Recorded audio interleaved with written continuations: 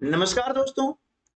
8th grade अभ्यास पुस्तिका विषय विज्ञान कक्षा 6 के इस वीडियो में आपका स्वागत है।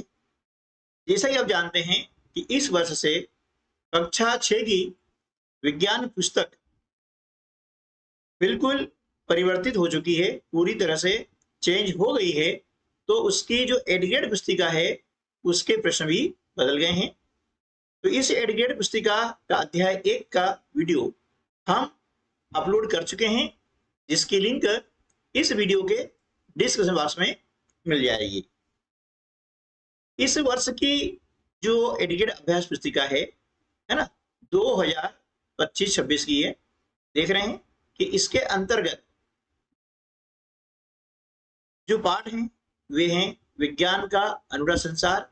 इसका वीडियो हम आपको उपलब्ध करवा चुके हैं और आज की वीडियो में हम सजीव जगत में विविधता नामक जो चैप्टर है इसके प्रश्नों को हल करने का प्रयास करते हैं। तो आइए शुरू करते हैं हम आज का वीडियो।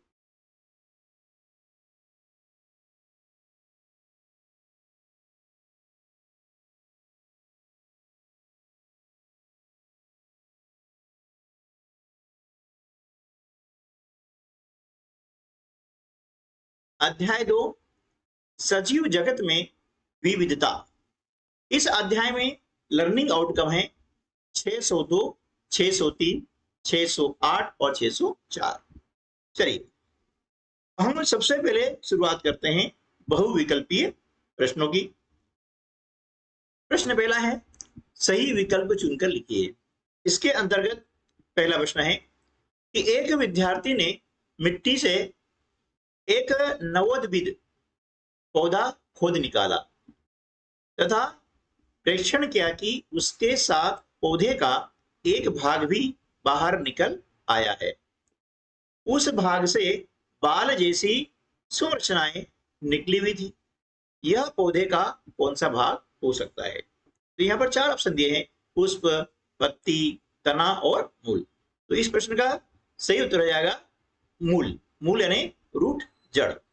नवोद्भिद का मतलब होता है एकदम जो बीज से पौधा निकलता है ना, बीज से जो पौधा एकदम बाहर निकलता है तो वो कहलाता है नवोद्भिद, मतलब एकदम नया पौधा। ठीक है। अगला प्रश्न है, आप देख रहे हैं यहाँ पर एक चित्र दिया हुआ है और इस चित्र में पीपल के पत्ते को दर्शाया गया है। पत्ते के शिरा विन्यास के बारे में क्या निष्कर्ष निकाला जा सकता है? तो यहां पर देखिए आपको 4 ऑप्शन दिए गए हैं।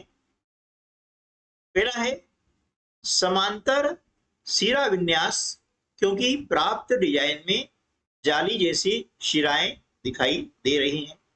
बी समांतर शिरा विन्यास क्योंकि प्राप्त डिजाइन में समांतर शिराएं दिखाई दे रही हैं। सी जालिका रूपी शिरा विन्यास क्योंकि प्राप्त डिजाइन में जाली जैसी शिराएं दिखाई दे रही हैं। और विकल्प डी है जालिका रूपी शिरा विन्यास क्योंकि प्राप्त डिजाइन में समांतर शिराएं दिखाई दे रही है। इनमें से सही जवाब है विकल्प सी। इसे आपको यहाँ पर उत्तर में लिख देना है, जालिका रूपी शिरा विन्यास क्योंकि प्राप्त डिजाइन में जाली जैसी शिराएं दिखाई दे रही हैं। अगला प्रश्न है, विद्यार्थी नीचे तालिका में सूचीबद्ध विभिन्न पौधों का प्रेक्षण करता है। पीपल, आम, नीम, केला और घास। विद्यार्थी ने इनमें से किन पौधों में समांतर शिरा विन्यास देखा होगा? विकल्प ए केला तथा पीपल, बी आम तथा नीम, सी नीम तथा घास और डी है केला तथा घास। तो इनमें से सही उत्तर क्या होगा? केला तथा घास। केले और घास में जो पौधे होते हैं उनमें क्या होता है कि समांतर शिरा विन्यास होता है। आप देख रहे हैं यहाँ पर एक चित्र है ना, इस चित्र में आप देख रहे हैं क, ख और ग, ये 3 बिंदु को दर्शाया गया है। ठीक है, इनको आप ध्यान से देखिएगा और इसके बाद में आगे जो प्रश्न है वो हम पढ़ लेते हैं। निम्नलिखित में से कौन सा विकल्प जड़ों के नाम का वर्णन करता है जिन्हें क, ख, ग के रूप में नामांकित किया गया है? ऑप्शन ये है क पार्श्व जड़ें, ख मूसला जड़ और ग रेशेदार जड़। ऑप्शन बी है मूसला जड़, रेशेदार जड़ और पार्श्व जड़ें। ऑप्शन सी है रेशेदार जड़, पार्श्व जड़ और मूसला जड़। डी है मूसला जड़, पार्श्व जड़ें और रेशेदार जड़। तो इनमें से सही विकल्प है ए क। ये जो क वाला है ये पार्श्व जड़ कहलाती है और ये नीचे आप देख रहे हैं ये हिस्सा जो आ रहा है ये कहलाता है मूसला जड़ का, है ना। ये क्या जाएगा? मूसला जड़ आ जाएगा। ठीक है, ये मूसला जड़ है और ये जो जड़ें आप देख रहे हैं ये होती है रेशेदार जड़ें। जैसे प्याज की जो जड़ें होती हैं, गेहूं की जड़ें होती हैं, है ना, ये जड़ें होती है। यार देखना, ये मैथ के क्वेश्चन सॉल्व ही नहीं हो रहे हैं, समझ नहीं आ रहा क्या करूं। अरे भाई, तुझे परेशान होने की जरूरत नहीं है। तू YouTube पर सक्सेस स्टडी बालोदा चैनल को सर्च कर। इस चैनल पर मैथ, साइंस, इंग्लिश आदि के साथ ही NMMS परीक्षा, नवोदय विद्यालय प्रवेश परीक्षा, ओलंपियाड सहित विभिन्न कंपटीशन परीक्षाओं की तैयारी हेतु मॉक टेस्ट, मॉडल पेपर आदि उपलब्ध करवाते हैं। चैनल 1, जानकारी अनेक। अधिक जानकारी के लिए सक्सेस स्टडी बालोदा को विजिट करें। रेशेदार जड़ होती है। कौन सी जड़ होती है? रेशेदार। और जो जड़ें एकदम सीधी जाती है उनके अंदर ये कहलाती है मूसला जड़, है ना। जैसे सोयाबीन की जड़ें होती हैं ये मूसला जड़ होती है। ठीक है, ये सीधी जाती है। अगला प्रश्न है ठंडे प्रदेशों में रहने वाले जीवों की सुरक्षा के लिए क्या अनुकूलता नहीं पाई जाती है? पहला है पतली त्वचा, सेकंड मोटी त्वचा, तीसरा है त्वचा के नीचे मोटी वसा का आवरण। और यहाँ पर 4 ऑप्शन दिए गए हैं। इनमें से सही ऑप्शन, अनुराधा अपने विद्यालय के बगीचे में देखती हैं कि कुछ पौधों की लता कोमल है और उन्हें चढ़ने और आगे बढ़ने के लिए सहारे की आवश्यकता है। वह लता है कौन सी है? 4 विकल्प दिए हैं। ए विसर्पी लता, बी अवरोही लता, सी आरोही लता, डी काष्ठीय तना। इनमें से सही उत्तर है आरोही लता। आरोही मतलब चढ़ने वाली, जैसे गिलकी की जो लता होती है ना, तुरई की लता होती है, ये कहलाती है आरोही लता। अगला प्रश्न है, इसको देख लेते हैं। चित्र में दर्शाए बीज पत्र को ध्यानपूर्वक देखकर निम्नलिखित बिंदुओं द्वारा उसमें बीज पत्र, शिरा विन्यास और जड़ के प्रकार का पता लगाइए। अब यहां देख रहे हैं ये बीज पत्र है और नीचे आपको दिए गए हैं 4 ऑप्शन। ए एक बीजपत्री, जालिका रूपी, शिरा विन्यास, मूसला जड़तंत्र। बी है एक बीजपत्री, समांतर शिरा विन्यास, मूसला जड़तंत्र। सी द्विबीजपत्री, जालिका शिरा विन्यास, झकड़ा जड़तंत्र। डी द्विबीजपत्री, जालिका शिरा विन्यास और मूसला जड़। इनमें से सही विकल्प है डी द्विबीजपत्री, जालिका शिरा विन्यास और मूसला जड़। अगला प्रश्न है, सविता की मां ने बगीचे में सब्जियों के पौधे लगाए। सविता ने बगीचे में लगे टमाटर के पौधे से कुछ टमाटर तोड़ते समय यह ध्यान दिया कि इस पौधे का तना कोमल और हरा है। आप पता लगाइए इसे किस वर्ग में रखा जा सकता है? ए शाक, बी झाड़ी, सी वृक्ष, डी झाड़ी एवं वृक्ष दोनों। तो देखिए इस पौधे का दाना कोमल है, हरा है ना, वो टमाटर का पौधा है, तो ये साग वर्ग में रखा जाएगा। जो साग के पौधे होते हैं वो छोटे होते हैं, झाड़ी होती है साग से बड़ी होती है मध्यम आकार की, और उससे जो बड़े होते हैं वे वृक्ष होते हैं, जैसे आम का वृक्ष है, पीपल का है, नीम का है, ये वृक्ष कहलाते हैं, ठीक है ना। लेकिन मेहंदी है, गुलाब है, ये झाड़ी वर्ग में आते हैं। और शाक में आपके जो है सब्जियां जितनी होती है, टमाटर है, पालक है ना, प्याज है, ये साग वर्गीय सब्जी में रखे जाते हैं। अगला प्रश्न है, एक विद्यार्थी द्वारा शंक्वाकार वृक्ष का चित्र बनाया गया, जिसकी पत्तियां नुकीली, शाखाएं लचीली और झुकी हुई प्रतीत होती है। यह वृक्ष किस क्षेत्र में पाया जाता है? ए जरी क्षेत्र में, बी राजस्थान के मरुस्थलीय क्षेत्र में, सी लद्दाख के मरुस्थलीय क्षेत्र में, और डी पर्वतीय क्षेत्र में। इसका सही उत्तर हो जाएगा पर्वतीय क्षेत्र। क्योंकि पर्वतीय क्षेत्र में जो वृक्ष होते हैं उनकी पत्तियां नुकीली होती हैं और शाखाएं लचीली और झुकी हुई प्रतीत होती हैं। ऐसा क्यों होता है? क्योंकि पर्वतीय क्षेत्र में ज्यादातर हिमपात होता है, तो हिमपात पौधों पर न रुके, वो हिम नीचे गिर जाए, मतलब बर्फ नीचे गिर जाए, इसलिए उनकी पत्तियां नुकीली होती हैं और शाखाएं लचीली और झुकी हुई प्रतीत होती है। अब इसके बाद में रिक्त स्थानों की पूर्ति कीजिए। यहां पर शब्द दिए गए हैं और इन शब्दों का चयन करके हमें रिक्त स्थानों की पूर्ति करनी है ना। पहला है, पौधों और जंतुओं को उनकी सामान्य विशेषताओं के आधार पर समूह में व्यवस्थित करने की विधि को क्या कहते हैं? वर्गीकरण।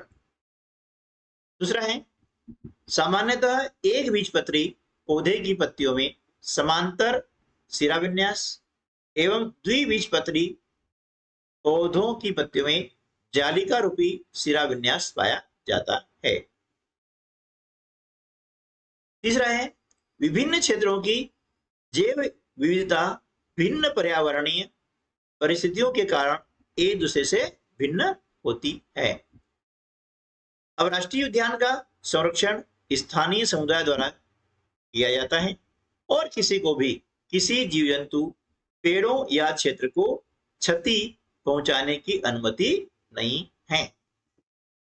पांचवा है, पौधों एवं जंतुओं को किसी विशेष स्थान पर जीवित रहने के लिए सक्षम बनाने वाली विशिष्ट विशेषता अनुकूलन कहलाती है। अब बारी आती है अति लघुत्तरीय प्रश्नों की। इसके अंतर्गत जो प्रश्न है वह यह है, कठोरता के आधार पर पौधों को कितने वर्गों में बांटा गया है?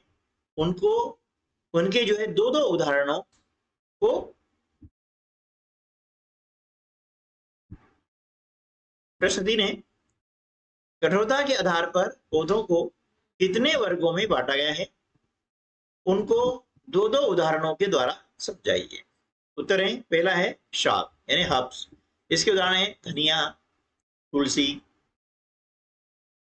गेहूं, चना, है ना, और आपका सब्जी में पालक, टमाटर आदि ये शाक जो वर्ग में आते हैं। दूसरा है झाड़ी, श्रब्स, इसके उदाहरण है गुलाब, चमेली, मेहंदी आदि। तीसरा है वृक्ष, इसके उदाहरण है आम, नीम, पीपल। प्रश्न चौथा है, दिए गए फ्लो चार्ट में क और ख के कौन कौन से उदाहरण हो सकते हैं? पौधा है, हाँ, क्या इसमें पत्तियां हैं? ठीक है, अब पत्तियां दी हैं तो आपको दो दिया है कि उनमें शिरा विन्यास किस प्रकार का है, क है ना। तो देखिए यहां पर हम देख रहे हैं कि इनको देख करके हमें खालिस्तान पूर्ति करनी है कि एक बीजपत्री है, इसमें शिरा विन्यास कैसा होगा? सीधा या समांतर, ठीक है ना। और जालिका रूपी यदि शिरा विन्यास है तो बीज कैसा होगा? दो बीज पत्री का होगा, ठीक है ना। अब एक बीज पत्री में क्या होता है? जड़ें कैसी होती हैं? रेशेदार जड़ प्रणाली होती हैं ठीक है, जैसे गेहूं की जड़, गेहूं एक बीजपत्री होता है, ठीक है, और दो बीजपत्री की जड़ होती है, मुख्य जड़ प्रणाली होती है, यानी मूसला जड़ होती है, जैसे सोयाबीन है, अरहर है ना, मूंग है, ठीक है। अब इसके उदाहरण भी नीचे हैं।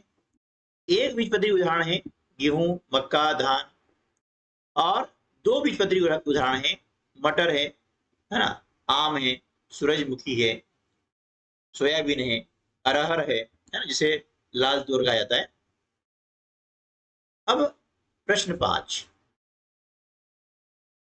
दी गई तालिका में जंतुओं की गति और गति के लिए प्रयुक्त शरीर के अंग लिखिए। यहाँ पर जंतु के नाम दिए हुए हैं। अगला जो कॉलम है उसमें गति का प्रकार बताना है कि गति किस प्रकार की होती है, और गति करने के लिए उसके शरीर का कौन सा अंग प्रयुक्त होता है। जैसे तीर चट्टा है, इसकी गति प्रकार कैसा है, चलना और उड़ना, ये चलता भी है और उड़ता भी है। अब ये पैर और पंख की सहायता से चलता है और उड़ता है, यानी गति करने के लिए इसके जो शरीर के अंग हैं, पैर और पंख, ये प्रयुक्त होते हैं। केंचुआ रेंगता है अपनी त्वचा और मांसपेशियों के सहारे। गाय चलती है अपने पैर से, है ना, यानी चलने के लिए उसका शरीर का अंग है वो कौन सा है, पैर है ना, जिसका गति के लिए उपयोग किया जाता है। तितली उड़ती है पंखों के द्वारा, तोता उड़ता भी है और चलता भी है ना, तो उड़ता किससे है, पंख से, और चलता किससे है, पैर से, ठीक है ना। छिपकली भी चलना और रेंगना होता है इसका, ठीक है ना, तो ये भी पैर के द्वारा चलती है। मेंढक कूदना और तैरना, ठीक है ना, इसके पैर होते हैं, उसके सहारे वो कूदती हैं, और झिल्लीदार पंजों के द्वारा वह तैरती हैं। मक्खी उड़ती हैं अपने पंखों की सहायता से। घोड़ा दौड़ता है, ये चलता है अपनी टांगों के सहारे, यानी टांगों की सहायता से वह दौड़ता भी है और चलता भी है। मगरमच्छ तैरना और रेंगना इसी गति प्रकार है, तो इसके लिए तैरने के लिए और रेंगने के लिए वो अपने पैर और पूंछ का प्रयोग करता है। अगला प्रश्न है, स्थानीय समुदाय द्वारा जैव संपदा का संरक्षण किस प्रकार किया जाता है और इसे क्या कहते हैं। उत्तर है, स्थानीय समुदाय पेड़ पौधों और जानवरों की रक्षा अपने पारंपरिक ज्ञान से करते हैं। वे इनका जरूरत भर ही उपयोग करते हैं और इनकी देखभाल करते हैं। इस प्रकार के संरक्षण को सामुदायिक संरक्षण कहते हैं। प्रश्न 7 है, पर्वतीय एवं मरुस्थलीय क्षेत्र के पेड़ पौधों एवं जंतुओं में विविधता देखने को मिलती है। इस विविधता को क्या कहते हैं, परिभाषित कीजिए। इसे कहते हैं जैव विविधता। जैव विविधता का अर्थ है किसी क्षेत्र में पाए जाने वाले सभी जीवों जैसे पौधे, जानवर, सूक्ष्मजीव आदि की विभिन्नता। प्रश्न 8 है, इसमें आप देख रहे हैं एक जालिका रूपी शिराविन्यास और एक समांतर शिराविन्यास दर्शाते हुए एक पत्ती का चित्र बनाना है। तो देखिए यहाँ पर ये चित्र बनाया है, इसमें जालिका रूपी शिराविन्यास है, और ये जो केले का पत्ता है आप देख रहे हैं, इसमें समांतर शिराविन्यास है, ठीक है ना, समांतर रूपी शिराविन्यास पाया जाता है। जालिका देख रहे हैं, इस प्रकार से ये जाली, ये है ना, ये जाली में ये जाली का विन्यास होता है, जैसे पीपल पत्ता होता है ना, बरगद का होता है, इसमें जाली विन्यास पाया जाता है, ये इस प्रकार का, ठीक है ना। और केले के पत्ते में ये समांतर, यानी इस प्रकार भी इधर भी आएगा, है ना, ये होता है समांतर, ठीक, इस प्रकार से। प्रश्न क्रमांक 9, बतख के पंजों में कौन सी विशेष संरचना पाई जाती है और वह किस कार्य में सहायक है। उत्तर है, बतख के पैरों में झिल्लीदार संरचना होती है जिसे वेब्ड फीट कहते हैं। यह संरचना तैरने में सहायक होती है और बतख को पानी में आसानी से चलने में मदद करती हैं। अगला प्रश्न है, दिनेश अपने मित्र सुरेश से तर्क करता है कि गर्म मरुस्थल में रहने वाला ऊंट बिना जल पिए कई दिनों तक जीवित रह सकता है। क्यों? तो सुरेश द्वारा इसके स्पष्टीकरण के लिए कौन कौन से उत्तर दिए गए? इसका उत्तर आ जाएगा कि ऊंट अपने शरीर में अधिक पानी जमा करके रख सकता है। उसकी कुबड़ में चर्बी होती है ना, जिसे वसा भी कहा जाता है। चर्बी यानी वसा, जिससे उसे ऊर्जा मिलती है। वह कम पसीना बहाता है, जिससे पानी की कमी नहीं होती है। और जब उसे भोजन नहीं मिलता है, तब वह अपनी जो कुबड़ होती है उसमें संचित वसा से ऊर्जा प्राप्त करता है। प्रश्न 11, नीलगिरी के बुरांश और सिक्किम के बुरांश के पौधे वातावरण में जीवित रहने के लिए किस प्रकार अनुकूलित है, समझाइए। इसका उत्तर है, इन क्षेत्रों में ठंड और अधिक नमी होती है। इन पौधों में पत्तियां छोटी होती हैं, जिससे पानी की कमी नहीं होती। ये पौधे कम धूप और ठंडे वातावरण में भी अच्छी तरह बढ़ सकते हैं। इन्हें ऐसे वातावरण के लिए अनुकूलित कहा जाता है। अब आते हैं प्रश्न लघु उत्तरीय। इसके अंतर्गत आप देख रहे हैं कि चित्र में जो पत्तियां आपको दी गई हैं, है ना, इन पत्तियों में बारीक रेखाएं आपको दर्शाई गई हैं। ठीक है, क्या सभी पत्तियों में एक समान रेखाएं दिखती है? आप देख रहे हैं ये पीपल की पत्ती है, ये केले की पत्ती है और ये लिली की पत्ती है। ठीक है, तो क्या इसमें जो बारीक रेखाएं देख रहे हैं, क्या उनमें समानता है ना? तो देखिए, पीपल की पत्ती में जालिका युक्त सिरा विन्यास है। अब देख रहे हैं जालिका युक्त है, इधर भी आ रहा है, इधर भी आ रहा है ना? और केले की पत्ती में समांतर यानी पैरेलल सिरा विन्यास है ना? इधर भी है सीधा और इधर भी सीधा है। ये देख रहा है अभी, ये वाला बिल्कुल है ना, फैल नहीं रहा है। और लिली की पत्ती में भी समांतर यानी पैरेलल सिरा विन्यास है। प्रश्न 13, रानी अपनी मित्र मोहिनी के साथ खेत गई।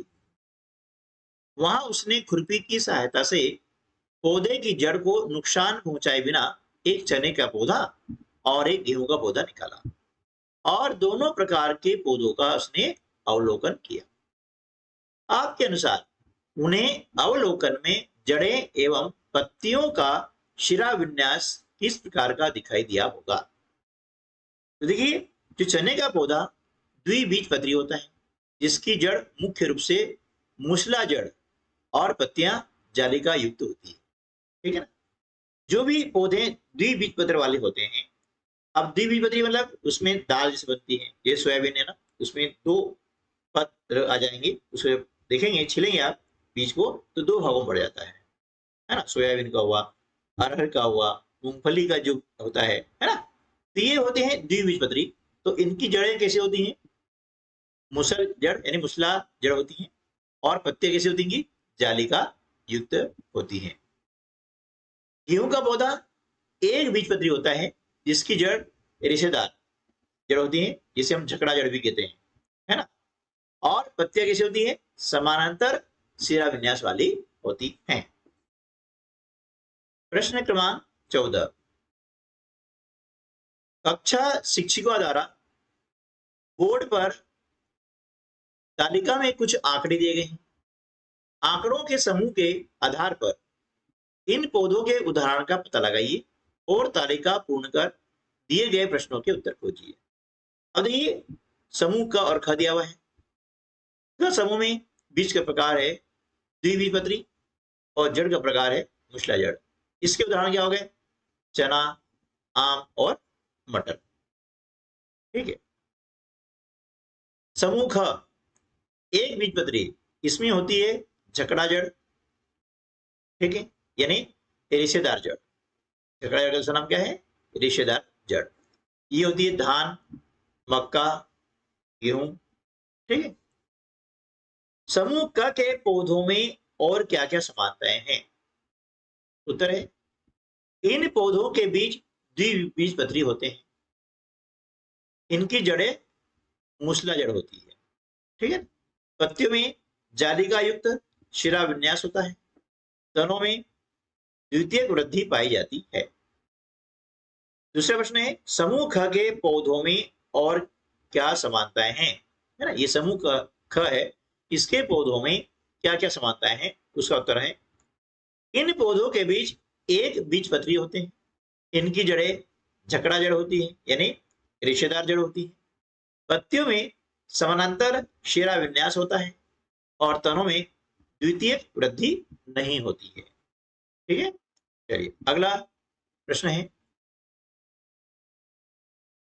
मूसला जड़तंत्र एवं झकड़ा जड़तंत्र को दर्शाते हुए नामांकित चित्र बनाइए। आप देख रहे हैं यहाँ पर दोनों प्रकार के चित्र हैं, ये मूसल जड़तंत्र वाले हैं, है ना, और ये है झकड़ा जड़तंत्र यानी रेशेदार जड़ें, है ना। आप देख रहे हैं ये इस प्रकार जड़ें कहलाती हैं रेशेदार, और मूसला जड़ में क्या होता है, ये मुख्य जड़ जो है ये सीधी जाती है ना, और फिर इसमें से ये शाखाएं इसकी निकलती जड़ें, है ना, ऐसे फैलती है, ठीक है ना, ऐसा, और ये जड़ एकदम सीधी जाती है।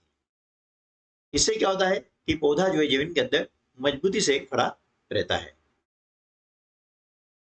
प्रश्न 16 है क्या सभी बीज एक जैसे होते हैं? क्या किसी पौधे के बीज जड़ों के प्रकार पत्ती के सिरा विन्यास में परस्पर संबंध होता है? उदाहरण द्वारा समझाइए। उत्तर आएगा नहीं, यानी सभी बीज एक जैसे नहीं होते हैं। बीज मुख्यतः दो प्रकार के होते हैं, पहला है एक बीजपत्री और दूसरा है द्विबीजपत्री। चना एक द्विबीजपत्री पौधा है, इसकी जड़ मूसल जड़ होती है और पत्तियों में जालिका युक्त शिराएं होती है। धान एक बीजपत्री पौधा होता है, इसकी जड़ झकड़ा जड़ होती है और पत्तियों में समानांतर शिराएं होती हैं। प्रश्न क्रमांक 17 शिक्षक ने स्कूल के कार्यक्रम के दौरान एक छात्र को सेम बल्लर, है ना, जिसे के बल्लर बोलते हैं ना, सेम यानी बल्लर, और कहीं कहीं पर बलोर भी बोला जाता है, एवं दूसरे छात्र को तरबूज बनाया। अब सेम तरबूज से पूछती हैं कि तुम्हें विसर्पी लता समूह में क्यों रखा गया है और मुझे आरोही लता समूह में क्यों रखा गया है? उत्तर है सेम को जो रखा गया है किसमें, आरोही लता समूह में। क्यों रखा गया है? क्योंकि ये सहारे से ऊपर चढ़ती है ना, बिना सहारे की ये लता ऊपर नहीं चढ़ सकती है। और तरबूज की जो लता, इसे रखा गया है तरबूज को विसर्पी लता समूह में, क्योंकि यह जमीन पर फैलती है, ये झाड़ मतलब किसी सहारे से ऊपर नहीं चढ़ सकती हैं। तरबूज, कद्दू, है ना, ये क्या करते हैं, जमीन पर फैलते हैं। प्रश्न 18 राजस्थान का रहने वाला मानस अपने माँ पिताजी के साथ लद्दाख घूमने गया। उसने वहां 2 कुबड़ वाला ऊंट देखा। उसने अपने पिताजी से पूछा कि अपने यहाँ के ऊंट में तो एक ही कुबड़ होती है, लद्दाख के ऊंट में 2 कुबड़ क्यों पाई जाती हैं? इसका उत्तर है लद्दाख के ठंडे में मरुस्थल से अधिक भोजन उपलब्ध नहीं होता है। तो लद्दाख क्या है, एक ठंडा प्रदेश है, और ठंडे प्रदेश में जो है अधिक भोजन उपलब्ध नहीं होता है, तथा उस समय उन्हें कुबड़ में संचित भोजन का उपयोग करना पड़ता है। अतः अतिरिक्त भोजन के संचय हेतु वहां के ऊंटों में 2 कुबड़ पाए जाते हैं। प्रश्न 19 है मटर और गेहूं के बीज को 2-3 दिन के लिए पानी में भिगोइए। बीजों का आवरण हटाकर बीजों की संरचना को देखें। अब मटर और गेहूं के बीजों की संरचना का अवलोकन करें। क्या वे समान हैं अथवा भिन्न हैं? विस्तार पूर्वक समझाइए, चित्र बनाकर समझाइए। देखिए, मटर और गेहूं के बीजों को 2-3 दिन तक पानी में भिगोने के बाद उनका आवरण हटाकर उनके आंतरिक भाग देखते हैं।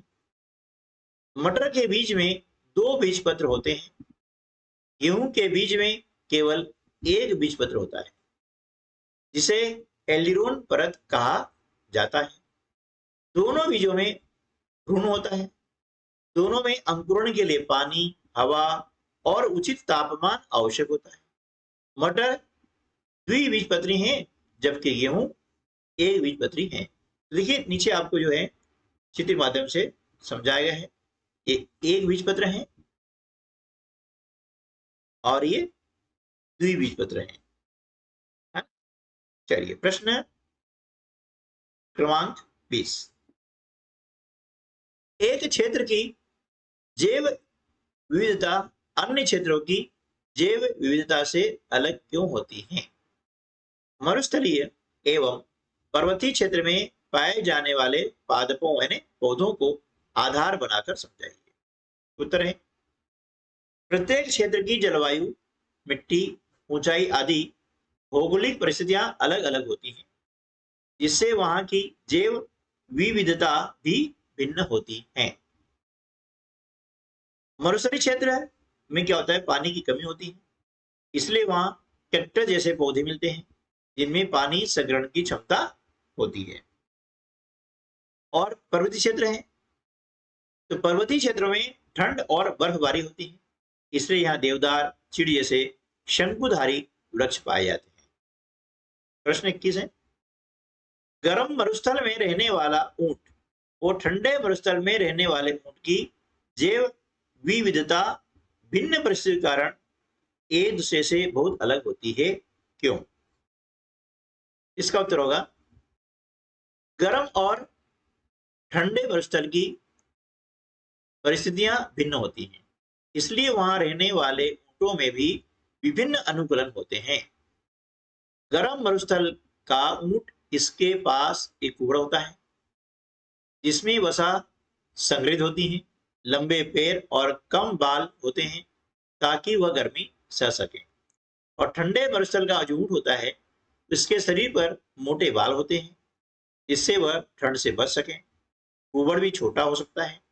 इनमें पाए जाने वाले भिन्न अनुकूलन इन्हें अपने अपने पर्यावरण में जीवित रहने में सहायता करते हैं। प्रश्न 22 है, निम्नलिखित स्थानीय पौधों का अवलोकन नीचे लिखे निर्देशों के आधार पर कीजिए। नीम, तुलसी, आम, बबूल, आंवला, केला और गुड़हल। अब इसका जो है बीज की प्रकृति, जड़ तंत्र, तने की प्रकृति, शिरा विन्यास और अन्य विशेष लक्षण के आधार पर क्या करना है, एक तालिका तैयार करनी है ना। तो देखिए, पहले कॉलम में पौधे हैं, दूसरे में बीज की प्रकृति है, बीज कैसे होते हैं, तीसरे में जड़ तंत्र है, चौथे में तने की प्रकृति है और पांचवें पत्तियां और अन्य इसके विशेष लक्षण होते हैं। जैसे नीम में बीज की प्रकृति कैसे होगी, नीम का जो बीज होता है वो अंडाकार होता है, कठोर होता है और इसकी जड़ें गहरी होती हैं। तने की प्रकृति बात करें तो तना इसका कठोर और सीधा होता है ना, और इसकी पत्तियां यौगिक पत्तियां होती हैं और इनमें औषधि गुण पाया जाता है। तुलसी के बीज होते हैं छोटे, काले और चिकने। तुलसी की जड़ होती है वो होती है रेशेदार जड़ होती है। तना मुलायम हरा होता है, इसकी पत्तियां सुगंधित होती हैं और ये धार्मिक महत्व का पौधा होता है। आम की बात करें तो आम का जो बीज होता है बड़ा और कठोर होता है, इसकी जड़ें भी गहरी मुख्य जड़ होती हैं। तना मोटा कठोर होता है, पत्तियां चौड़ी और हरी होती हैं और इसके फल बहुत ही स्वादिष्ट होते हैं। आम को फलों का राजा भी कहा जाता है। बबूल, इसके बीज छोटे और कठोर होते हैं, इसकी जड़ भी गहरी होती है। तना कांटेदार और कठोर होता है, इसकी पत्तियां होती हैं और ये सूखा प्रतिरोधक होता है। आंवला, इसके बीज कठोर और गोल होते हैं, इसकी जड़ें मुख्य होती हैं। मध्यम मोटाई का इसका तना होता है, पत्तियां इसकी हल्की और हरी होती हैं और यह विटामिन सी से भरपूर होता है। केला है, इसका जो बीज होता है वह बहुत छोटा होता है, बहुत छोटे बीज होते हैं। सामान्यतः केला जो होता है यह इसके जो कंद होते हैं है ना, उस कंद से उगाया जाता है। ठीक है, जड़ें इसकी होती है रेशेदार, तना नरम होता है, काफी नरम होता है ये। पत्तियां इसकी लंबी होती है, चौड़ी होती है और ये बिना बीज का फल होता है ना। ये जो है कहलाया गया है, यह बिना बीज का जो है पौधा होता है। इसके जो कंद होते हैं, इसे कंद से जो है तैयार किया जाता है। गुड़हल, इसके छोटे बीज होते हैं, जड़ होती है रिश्तेदार, मध्यम मोटाई का इसका तना होता है, इसके बड़े हरे पत्ते होते हैं और फूल इसके काफी सुंदर होते हैं। अब देखिए प्रश्न क्रमांक 23। इसमें देख रहे हैं कि क और ख दो कॉलम बने हुए हैं। मैदानों में पाई जाने वाली बकरी और पर्वतीय बकरी। अब दिए गए चित्र को ध्यान से देखते हुए इनकी समानताएं एवं असमानताएं बताइए और इनमें पाए जाने वाले अंतरों का कारण स्पष्ट कीजिए। यानी जो मैदान में बकरी पाई जाती है उनमें और पर्वतीय बकरियों में क्या अंतर है और क्या क्या समानताएं हैं। तो बात कर लेते पहले समानताओं की। देखिए, दोनों ही स्तनधारी जीव हैं, दोनों बकरियां दूध देती हैं और दोनों ही 4 पैरों से चलती है। इसमें समानता हो गई है। अब असमानता में क्या है कि जो पर्वतीय बकरी है इसके शरीर पर मोटा ऊन होता है। मैदान की बकरी का शरीर कैसा होता है? पतला होता है। और पर्वतीय जो बकरी होती हैं वह पहाड़ों पर आसानी से चढ़ सकती हैं, लेकिन मैदान की जो बकरियां होती हैं वह पहाड़ों पर आसानी से चढ़ नहीं सकती हैं। अब इसके बाद आता है परियोजना कार्य यानी प्रोजेक्ट वर्क। पहला है भारत की जैव विविधता के संरक्षण की दिशा में काम करने वाले भारतीय वैज्ञानिकों, वन्य जीव विज्ञानी की सूची तैयार कीजिए और उनके द्वारा किए गए कार्य का संक्षिप्त उल्लेख कीजिए। वैज्ञानिक का नाम और चित्र यहाँ दिया हुआ है। वैज्ञानिक का नाम है सलीम अली, आप चित्र देख रहे हैं। इनका योगदान है पक्षी विज्ञान में काफी महत्वपूर्ण योगदान है। दूसरे वैज्ञानिक हैं, उनका नाम है M.A. स्वामीनाथन, ये हरित क्रांति के जनक हैं। सुनीता नारायण, इन्होंने पर्यावरण संरक्षण में बहुत ही सराहनीय और अग्रणी कार्य किया है। विंद शिवा, इन्होंने जैव विविधता और बीजों के संरक्षण में काफी योगदान दिया है। अब प्रोजेक्ट 2, ठीक है ना। अपने दादा दादी से चर्चा कर विभिन्न प्रकार के पौधों और जंतुओं को खोजिए जो कि दादा दादी के समय में दिखाई देते थे परंतु वर्तमान में कम अथवा नहीं दिखाई देते। ऐसे पौधों एवं जंतुओं के चित्र एकत्रित कर एक स्क्रैप बुक तैयार कीजिए। अब नीचे कुछ पौधों और जंतुओं की सूची दी गई है जो पहले सामान्य रूप से पाए जाते थे लेकिन अब दुर्लभ हो गए हैं। पहले दिखाई देने वाले पौधे बरगद का पेड़, पलाश का पेड़, बबूल, नीम, भृंगराज ये औषधि पौधा है ना। अब पहले दिखाई देने वाले जंतु गिद्ध, नेवला, चील, सांबर, भेड़िया। अब क्या हुआ है कि वनों की कटाई, शहरीकरण और जलवायु परिवर्तन के कारण ये पौधे और जंतु अब दुर्लभ होते जा रहे हैं, बहुत कम दिखाई देते हैं। कुछ जानवरों का शिकार होने के कारण उनकी संख्या में भारी गिरावट आई है। गिद्ध लगभग लगभग बहुत ही कम दिखाई देता है ना। अगला प्रश्न है प्रोजेक्ट कार्य का। भारत सरकार ने जैव विविधता के संरक्षण के लिए बाघ परियोजना की तरह अन्य कौन कौन सी परियोजनाएं संचालित की हैं, पता लगाइए और तरीका पूर्ण कीजिए। अब देखिए, परियोजना का नाम है प्रोजेक्ट टाइगर। इसे लागू किया गया था 1973 में। इसका उद्देश्य था बाघों की घटती संख्या को रोकना, ठीक है। और भारत सरकार द्वारा जो किया गया कार्य वह है कि बाघ संरक्षित क्षेत्र बनाए गए और उनकी निगरानी की गई। इसी प्रकार से अगली जो परियोजना है उसका नाम है प्रोजेक्ट एलिफेंट। इसे 1992 में लागू किया गया था। इसका उद्देश्य था हाथियों की सुरक्षा और उनका संरक्षण करना। भारत सरकार द्वारा हाथी कॉरिडोर का विकास किया गया और हाथियों की निगरानी की गई। इसके बाद में अगला है बायोस्फीयर रिजर्व योजना। यह 1986 में लागू की गई। इसका उद्देश्य था प्राकृतिक पारिस्थितिक तंत्र और जैव विविधता। भारत सरकार द्वारा जो कार्य किया गया है वह है 18 जैव आरक्षित क्षेत्र बनाए गए हैं। नेशनल पार्क योजना ये अलग अलग वर्षों में लागू की गई हैं और विभिन्न प्रकार के नेशनल पार्क बनाए गए हैं। क्यों बनाए गए हैं? इसका उद्देश्य था कि वन्य जीवों और पारिस्थितिक तंत्र की का संरक्षण करना।